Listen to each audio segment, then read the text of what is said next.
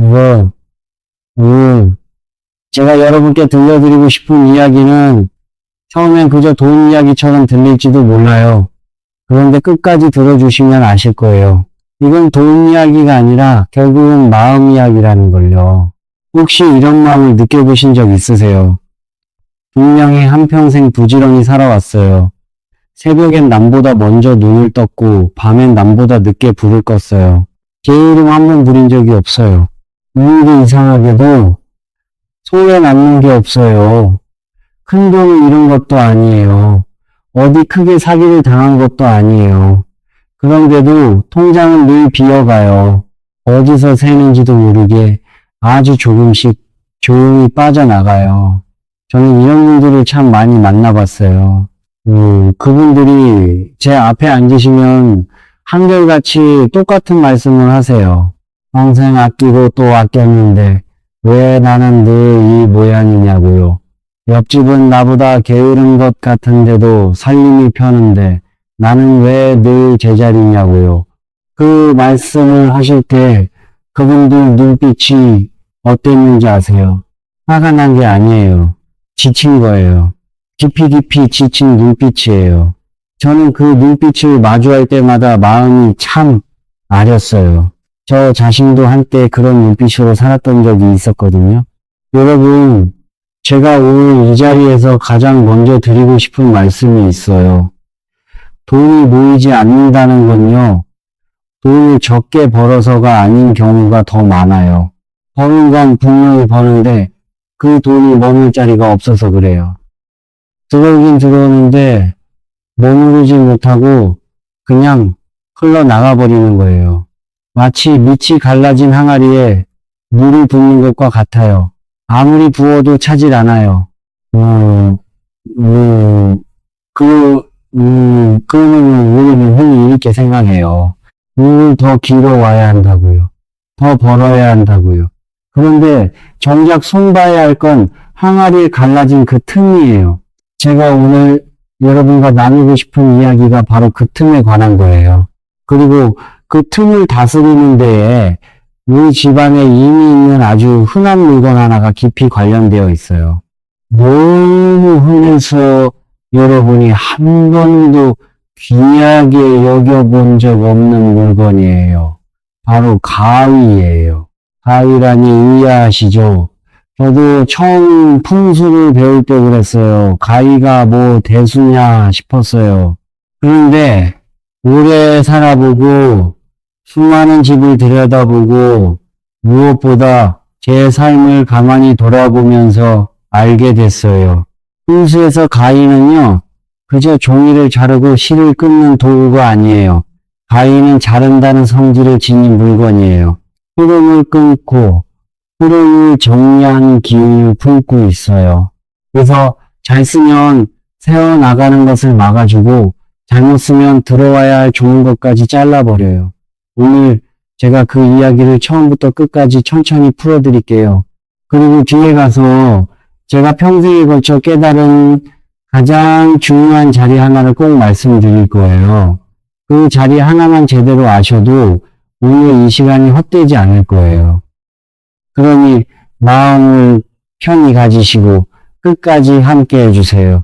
제가 젊은 시절에 살던 집 이야기를 먼저 해드릴게요. 그때 저는 참 어수선하게 살았어요. 집에 물건이 너무 많았어요. 버려야 할 것들을 못 버리고 쌓아뒀어요. 언젠가 쓸지 모른다는 마음으로요. 현관을 열면 신발이 발 디딜 틈 없이 널려 있었고 식탁 위엔 늘 잡동사니가 올라와 있었어요. 베란다엔 몇 해째 손도 안 댄 상자들이 먼지를 뒤집어 쓴 채 쌓여 있었어요. 그때 저는 알지 못했어요. 그 어수선함이 곧 제 마음의 모습이었다는 걸요. 집이 어수선하면요, 좋은 기운이 들어와도 머물 자리를 찾지 못해요. 현관으로 들어온 기운이 곧장 흩어져 버려요. 안 쓰는 물건이 쌓여 있으면 그 자리에서 기운이 고여 썩어요. 흐르지 못한 물이 고이면 냄새가 나듯이요. 그 시절 제 살림이 늘 쪼들렸던 건요, 제가 돈을 못 벌어서가 아니었어요. 들어온 복이 머물 자리가 없었기 때문이에요. 그러던 어느 해 저는 마음을 단단히 먹고 집을 비우기 시작했어요. 거창한 일이 아니었어요. 그저 안 쓰는 물건 하나를 내놓고 흩어진 신발을 가지런히 모으고 식탁을 닦는 일이었어요. 그런데 신기하게도 집이 비워질수록 제 마음도 함께 가벼워졌어요. 그러고 나서였어요. 살림에 조금씩 숨통이 트이기 시작한 게요. 오래전 제게 한 어르신이 찾아오신 적이 있어요. 평생을 억척같이 일하셨다는 분이었어요. 손이 어찌나 거친 건지 그 손만 봐도 얼마나 고되게 사셨는지가 보였어요. 그런데도 늘 가난을 면치 못하셨대요. 그분이 제게 그러시더라고요. 자기는 평생 돈을 모으려고만 살았는데 돌아보니 정작 마음 편한 날이 하루도 없었다고요. 저는 그 댁을 한번 둘러봐도 되겠냐 였댔어요. 들어서니 단번에 짐작이 가더라고요. 좁은 살림에 안 쓰는 물건이 산처럼 쌓여 있었어요. 현관은 신발에 막혀 문이 반밖에 안 열렸어요. 저는 돈 버는 법을 알려드리지 않았어요. 그저 함께 하루를 들여 집을 비웠어요. 그리고 돌아 나오는 길에 그분이 가만히 우셨어요. 집이 이렇게 넓은 줄 몰랐다고요. 마음이 다 시원하다고요. 저는 그때 알았어요. 그분에게 정말로 필요했던 건 돈이 아니라 숨 쉴 자리였다는 걸요. 그리고 그 숨 쉴 자리가 생기자 그 댁 살림에도 비로소 볕이 들기 시작했어요. 그러니 여러분께 첫 번째로 드리는 말씀은 이거예요. 아이를 어디에 두느냐를 따지기 전에 먼저 집을 돌아보세요. 그리고 마음을 돌아보세요. 비워야 들어오고 정리되어야 머물러요. 이건 풍수의 이치이기도 하지만 사실은 삶의 이치예요. 자, 이제 가위 이야기를 본격적으로 해드릴게요. 가위를 다스리기 전에 여러분이 꼭 마음에 새기셔야 할 것들이 있어요. 먼저, 가위는 절대로 남의 집에서 가져오면 안 돼요. 어디서 장사가 잘 되는 가게를 보고 저 집 가위가 복을 부른 것 같다고 슬쩍 얻어오는 분들이 계세요. 그러면 안 돼요. 그 물건은 오래 쓴 사람의 기운이 배어 있어요. 남의 손때가 묻은 가위를 들이면 그 집의 좋은 기운이 아니라 알 수 없는 기운까지 함께 따라와요. 복은 훔쳐오는 게 아니에요. 복은 내 자리를 정갈히 닦아두면 제 발로 찾아오는 거예요. 이 마음을 잊지 마세요. 그리고 가위는 깨끗하고 성한 것을 쓰세요. 녹슬었거나 날이 부러졌거나 손잡이가 너덜너덜한 가위는 안 돼요. 녹슨 쇠는 쇠한 기운을 품어요. 흐름을 정리하는 게 아니라 오히려 흐름을 어지럽혀요. 그러니 굳이 비싼 가위가 필요한 게 아니에요. 그저 깨끗하고 온전하고 손에 정이 가는 가위면 충분해요. 또 하나, 가위를 집안 여기저기 밀어놓지 마세요. 자른다는 기운은 날카로운 기운이에요. 그 기운이 집안 곳곳에 흩어져 있으면 좋게 쓰이기보다 사람의 마음을 베어요. 가족 사이가 까칠해지고 작은 일에도 날이 서요. 그러니 가위는 꼭 필요한 만큼만 두시고 눈에 함부로 띄지 않게 갈무리에 두세요. 보이지 않게 둔다는 거. 이게 생각보다 참 중요해요. 이제 가위를 두면 안 되는 자리들을 말씀드릴게요. 천천히 들으세요. 첫째, 침실이에요. 특히 머리맡엔 절대 두지 마세요. 잠은 우리가 하루 동안 흩어진 기운을 다시 모으는 시간이에요. 그 귀한 시간에 날카로운 기운이 머리맡에 있으면 깊은 잠을 자지 못해요. 자꾸 뒤척이고 꿈자리가 사납고 아침에 일어나도 개운하지가 않아요. 몸이 쉬지 못하니 마음도 쉬지 못해요. 그러면 집안의 까닭놀이 돈, 걱정과 다툼이 끊이질 않아요. 머리맡은요, 가장 평온해야 할 자리예요. 그 자리엔 날 선 것이 아니라 부드러운 것을 두셔야 해요. 저는 머리맡엔 늘 작은 등 하나와 따뜻한 색의 천을 둬요. 잠드는 그 순간만큼은 온 세상이 부드러워야 하니까요. 둘째, 식탁이나 거실 탁자처럼 사람이 둘러앉는 자리에 가위를 내놓지 마세요. 밥상은 가족이 정을 나누는 자리예요. 거실은 도란도란 이야기가 오가는 자리예요. 그 한가운데에 자른다는 기운이 놓여 있으면 그 기운이 무엇을 자르는 줄 아세요? 화목을 잘라요. 오가던 이야기의 물기를 끊어요. 들고 다닌 말에 서로 마음이 상하고 식사 자리가 어쩐지 대면대면해져요. 저는 어느 집에 갔다가 식탁 위에 늘 가위가 놓여 있는 걸 본 적이 있어요. 그 댁은 식구가 모여도 말수가 참 적었어요. 가위를 치우시라 말씀드렸더니 얼마 뒤에 식탁에 웃음이 돌아왔다고 하시더라고요. 그러니 사람이 모이는 자리엔 가위를 두지 마세요. 셋째, 아이들 방해예요. 아이가 있는 집이라면 더더욱 조심하셔야 해요. 날카로운 기운은 아이의 집중을 흐트러뜨리고 한창 자라나는 기운을 거슬러요. 게다가 안전하지도 않아요. 아이 방엔 자라는 기운만, 맑고 둥근 기운만 가득해야 해요. 손주를 둔 분들이라면 이 말씀을 꼭 기억해 두세요. 넷째, 현관문을 정면으로 마주보는 자리예요. 현관은 모든 기운이 드나드는 입이에요. 좋은 기운도 이 문으로 들어와요. 그런데 문을 열자마자 가위날이 정면으로 보이면 들어오던 좋은 기운까지 그 자리에서 잘려나가요. 막아야 할 것을 막는 게 아니라 줄여야 할 것을 막는 셈이에요. 현관 정면은 늘 환하고 트여 있어야 해요. 다섯째, 싱크대 옆이나 물기가 많은 자리예요. 새 붙이는 물기를 만나면 녹이 슬어요. 앞서 말씀드렸듯이 목순 쇠는 쇠한 기운이에요. 매일같이 물이 튀는 자리에 가위를 두면 멀쩡하던 가위도 금세 상해요. 그러니 물가에서 멀리 떨어진 메마르고 정갈한 자리를 찾으세요.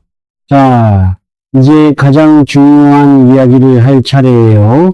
지금까지 두면 안 되는 자리를 말씀드렸으니 이제는 두면 좋은 자리를 알려드릴게요. 그 중에서도 제가 평생을 들여 깨달은 으뜸 가는 자리 하나를 말씀드릴게요. 이 한 가지만 기억하셔도 오늘 이 시간이 결코 헛되지 않을 거예요. 바로 신발장 안쪽 위 칸이에요. 왜 신발장일까요? 신발장은 현관 곁에 있어요. 현관은 바깥의 기운과 안의 기운이 만나는 경계예요. 바로 그 경계에 가위를 두면 바깥에서 흘러 들어오려는 새는 기운, 빠져나가려는 흐림을 그 문턱에서 다스릴 수 있어요. 또 이 집 안으로 들어오기도 전에 새어나가는 그 길목을 조용히 정리해 주는 거예요. 집의 들머리에서 흐름을 가지런히 빗질해 준다고 생각하시면 돼요. 다만 꼭 지키실 게 있어요. 신발장 문을 열었을 때 가위가 곧바로 눈에 띄면 안 돼요. 안쪽 깊숙이 천에 싸거나 작은 상자에 담아서 날을 닫은 채로 두세요. 보이지 않게 갈무리하는 그 마음이 핵심이에요. 두는 자리가 한 군데 더 있어요. 통장이나 지갑 카드를 넣어두는 서랍 근처예요. 다만 가위를 돈 위에 직접 올려서는 안 돼요. 살짝 비껴서 곁에만 두세요. 돈을 모으는 게 아니라 돈 곁에서 새는 흐름만 조용히 정리한다는 마음으로요. 그 자리에 가위를 둘 때는 우리 집 살림이 새지 않고 잘 머물기를 바라는 마음을 가만히 담아두세요. 또 한 군데는 안 쓰는 물건을 모아둔 칸이에요. 누워서 썩어가는 기운, 그 멈춰버린 흐름을 끊어내라고 거기에 가위를 두는 거예요. 하지만 제 생각엔요, 거기에 가위를 두는 것보다 그 안 쓰는 물건들을 비워내는 게 먼저예요. 가위는 거들 뿐이고 비워내는 건 결국 여러분의 몫이에요. 가위를 둘 때는요, 꼭 날을 닫아 두세요. 입을 벌린 듯 활짝 펼쳐두면 그 기운이 너무 사나워져요. 그리고 날끝이 집의 한가운데를 향하지 않게 벽 쪽을 보게 하거나 가만히 눕혀두세요. 흙이는 그저 손에 익은 보통 가위면 돼요. 한 달에 한 번쯤은 꺼내요. 먼지를 닦고 혹시 녹이 슬었거든 정갈한 것으로 바꿔주세요. 그리고 매일 쓰는 가위와는 따로 두세요. 닦아주고 살펴주고 제자리에 두는 그 손길 안에 이미 정성이 깃들어요. 여기서 잠깐 신발장 이야기가 나온 김에 한 가지를 더 나누고 싶어요. 현관이라는 자리가 참 묘한 자리예요. 우리가 하루를 시작할 때 가장 먼저 지나는 곳이고 하루를 마치고 돌아올 때 가장 먼저 닫는 곳이에요. 기쁜 날도 이 문으로 들어오고 지친 날도 이 문으로 들어와요. 그러니 현관은 곧 우리 삶이 드나드는 길목이에요. 그 길목이 막혀 있으면 삶도 막혀요. 그 길목이 환하면 삶도 환해져요. 그래서 저는 현관을 늘 정갈이에요. 신발은 신을 것만 내어두고 나머지는 가지런히 거두어요. 들어올 때마다 좁은 신발동에 발이 걸린다면 그건 매일같이 내 복이 문턱에서 걸려 넘어진다는 뜻이에요. 신발 한 켤레를 가지런히 긁는 그 작은 손길이 사실은 내 하루를 가지런히 긁는 일이에요. 별것 아닌 것 같죠. 그런데 그 별것 아닌 것들이 모여서 한 사람의 삶을 이뤄요. 제가 오래도록 지켜온 작은 습관 하나를 여러분께도 권하고 싶어요. 한 달에 한 번, 보름이 가까운 어느 조용한 저녁에 저는 그 가위를 꺼내요. 그리고 마른 청으로 천천히 닦아요. 그냥 닦는 게 아니에요. 닦으면서 마음속으로 가만히 묻는 거예요. 지난 한 달 동안 나를 가장 무겁게 한 것이 무엇이었나? 이제는 끊어내도 좋을 그 한 가지가 무엇인가? 그렇게 한 가지를 떠올리고 가위날을 한번 사르륵 여다듬며 마음속에서 그것을 조용히 끊어내요. 미움이든 후회든 부질없는 걱정이든요. 그러고 나서 또 하나를 떠올려요. 지난 한 달 동안 나를 가장 따뜻하게 한 것이 무엇이었나? 무엇이 그렇게 고마웠나?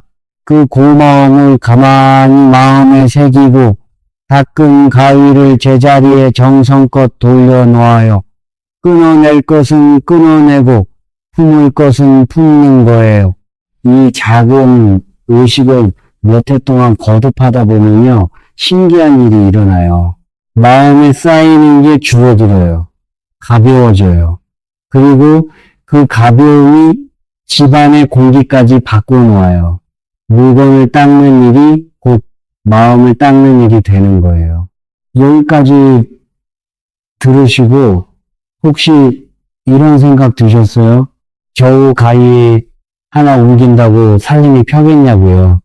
그 마음 저는 충분히 이해해요. 그런데 여러분, 제가 정말로 드리고 싶은 말씀은 가위 그 자체가 아니에요. 가위를 닦고 가위놀이하고 제자리에 둔다는 건요. 결국 내 삶의 흐름을 한번 가만히 들여다보겠다는 마음이에요.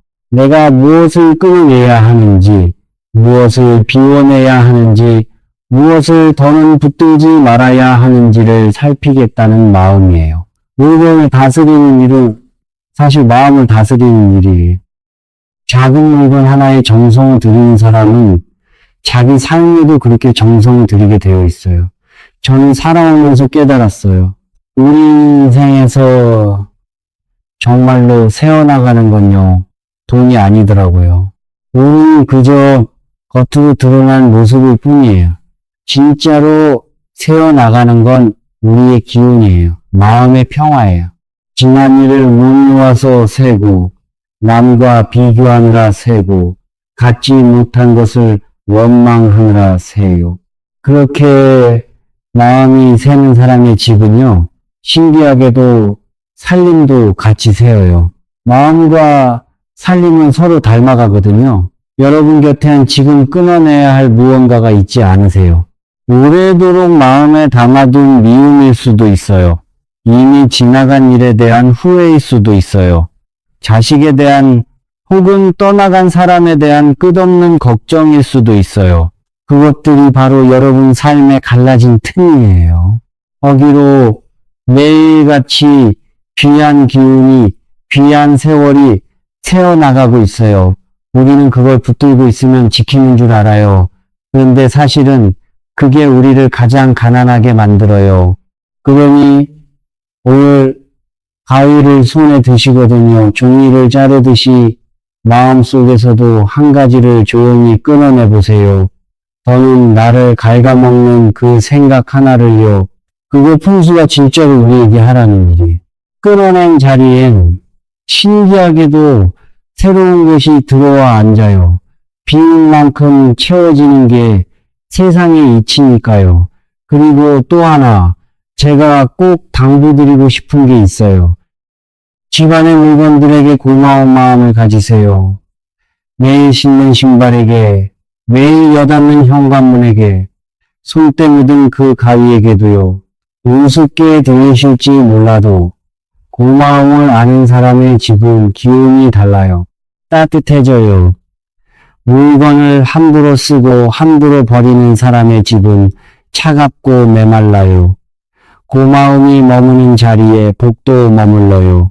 저는 아침마다 현관을 나설 때 신발에게 마음속으로 인사를 건네요.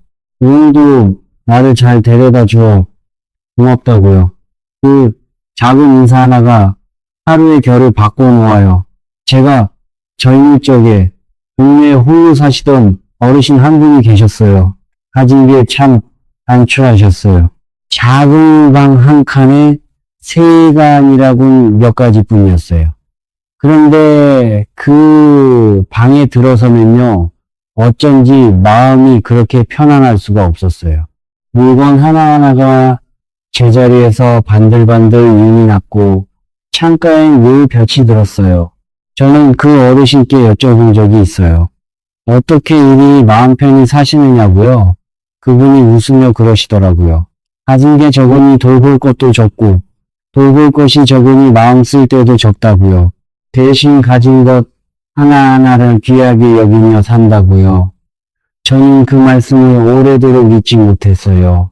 가진 게 많아서 부유한 게 아니라 가진 것을 귀히 여겨서 부유한 거였어요. 그분의 그 작은 방이 제가 평생 본 어떤 큰 집보다 넉넉해 보였어요. 제가 나이를 먹을수록 더 또렷이 알게 되는 게 있어요. 복이란 게요, 멀리 있는 게 아니더라고요. 더 많이 가져야 오는 것도 아니더라고요. 지금 내가 가진 것을 알아보고 그 자리를 정갈히 닦고 고마워하는 마음 안에 이미 들어와 앉아 있어요. 새벽에 눈을 떠 맞이하는 하루, 따뜻한 밥 한 그릇, 곁에 있는 사람의 숨소리, 그게 다 복이에요. 우리가 너무 바빠서 더 멀리만 바라보느라 발밑에 있는 그 복을 알아보지 못했을 뿐이에요. 저는요, 한참을 돌고 돌아서야 이걸 깨달았어요. 젊은 날엔 늘 손에 쥔 것보다 손에 없는 것만 바라봤어요. 그래서 늘 마음이 가난했어요. 가진 게 적지 않았는데도요. 그런데 어느 날부터 발밑을 보기 시작했어요. 지금 여기 오늘 이 하루를요. 그러자 비로소 마음이 차오르기 시작했어요. 이상하죠? 더 가진 것도 없는데 더 부유해진 느낌이 들었어요. 그게 바로 진짜 풍수예요. 마음의 자리를 바로잡는 일이에요. 여러분, 사람의 삶에도 사철이 있어요. 봄이 있고 여름이 있고 가을이 있고 겨울이 있어요. 봄에는 부지런히 씨를 뿌려야 하고 여름에는 땀 흘려 가꾸어야 해요. 그런데 가을과 겨울에 접어든 분들이 자꾸 봄처럼 살려고 하면 마음이 고단해져요. 이 나이에 무엇을 더 쌓아야 하나 조바심을 내면 가진 가을의 풍요도 보이지 않아요. 인생의 가을은요, 더 거두는 철이 아니라 거둔 것을 고마워하는 철이에요. 인생의 겨울은요, 더 채우는 철이 아니라 가만히 내려놓는 철이에요. 가지를 비운 겨울나무가 휴해 보이던가요? 아니요. 그 비움이 오히려 의젓하고 깊어요. 다 내려놓는 자리에서 풍기는 그 감이 있어요. 저는 여러분이 그런 나무가 되시길 바래요. 그러니 이제는 무언가를 더 거머쥐려는 그 손을 한번 펴보세요. 꽉 쥔 손에는 아무것도 새로 담기지 못해요. 손을 펴야 바람도 통하고 햇볕도 들고 누군가 내미는 손도 잡을 수 있어요. 비우는 일이 곧 채우는 일이라는 걸 나이가 들수록 더 절실히 알게 돼요. 오늘 집에 돌아가시거든요. 서두르지 마세요. 천천히 현관을 둘러보시고 신발장을 열어보시고 어수선한 자리를 단 한 군데만이라도 정리해 보세요. 그러면서 마음속으로 가만히 되뇌어 보세요. 나는 새는 것을 막고 머무는 것을 귀히 여기겠다고요. 더는 없는 것을 템느라 있는 것을 흘려보내지 않겠다고요.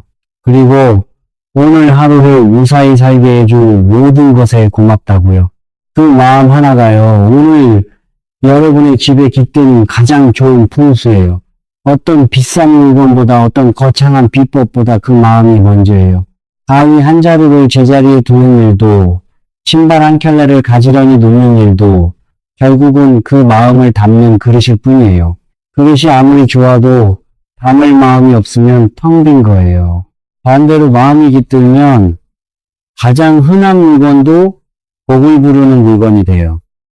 저는 앞으로도 이 자리에서 여러분의 마음이 가난해지지 않도록 삶의 기운이 헛되이 새어나가지 않도록 제가 평생 보고 듣고 깨달은 이야기들을 하나하나 정성껏 나누어 드리려 해요. 오늘 이 이야기가 여러분의 마음 한 구석을 따뜻하게 데워드렸다면, 그래서 곁에 두고 다시 듣고 싶은 마음이 드셨다면 구독을 눌러주세요. 그러면 제가 다음에 정성껏 들고 이야기를 여러분이 놓치지 않고 만나실 수 있어요. 오늘도 이 긴 이야기를 끝까지 들어주셔서 참 고마워요. 부디 오늘 밤은요, 마음속 갈라진 틈 하나를 가만히 어루만지고 더는 새지 않게 가만히 여미고 깊고 평온하게 주무시길 바라요. 그리고 내일 아침엔 정갈해진 현관을 나서며 오늘 하루도 무사하기를 가만히 빌어보세요. 여러분의 집에 그리고 여러분의 마음에 따뜻하고 너른 기운이 오래오래 머물기를 진심으로 바랄게요. 그 기운이 새지 않고 흩어지지 않고 여러분 곁에 두고 고이기를요. 우리 다음 이야기에서 또 이렇게 도란도란 만나요.